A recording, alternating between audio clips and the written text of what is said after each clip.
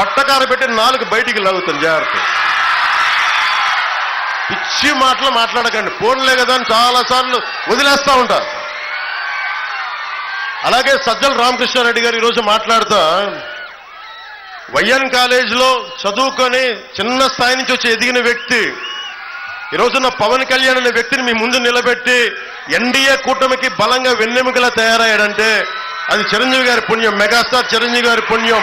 నర్సాపురం వాస్తవ్యులు, కాలేజీలో చదువుకున్నవాడు. ఆయన కూర్చొని ఎంతమంది వచ్చినా ఏం చేయరు అని మాట్లాడుతూ ఉన్నారు సజ్జల రామకృష్ణారెడ్డి గారు. సజ్జల రామకృష్ణారెడ్డి గారు కూడా చెప్తున్నా, మీరందరికీ డబ్బులు ఎక్కువైపోయినాయి, మీ అందరికీ అధికారం ఎక్కువైపోయింది, నోటికి ఏదొస్తే అది మాట్లాడటం అలవాటైపోయింది మీకు.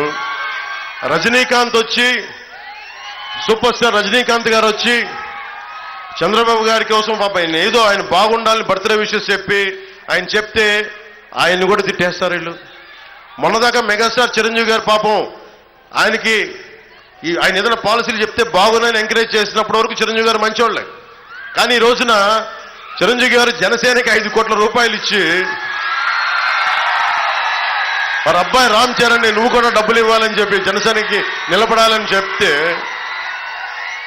వెంటనే ఈ రోజున సీఎం రమేష్ గారు పెందుర్తి మన రమేష్ గారికి ఇద్దరికి మద్దతుగా నేను ఎన్డీఏ కూటమికి మద్దతు తెలుపుతున్నాను, లేదంటే వాళ్ళిద్దరికి మద్దతు తెలుపుతున్నాను అన్న ఒక మాట అనగానే చిరంజీవి వచ్చినా ఎవరు వచ్చినా ఏమవ్వదు, మాకు సింహం సింగిల్గా వస్తుంది,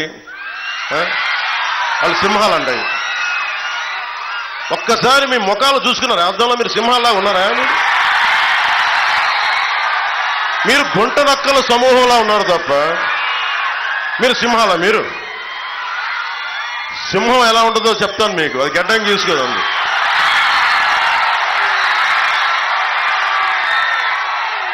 సింహమే మీతో పోరాడింది. అంటే గుంట నక్కలు, హైనాలు, తోడేళ్లు ఎన్ని వచ్చినా మేము సింగిల్గా వస్తామంటే, బాబు సజ్జల రామకృష్ణారెడ్డి నీకు నా సంగతి తెలియదు. నీకు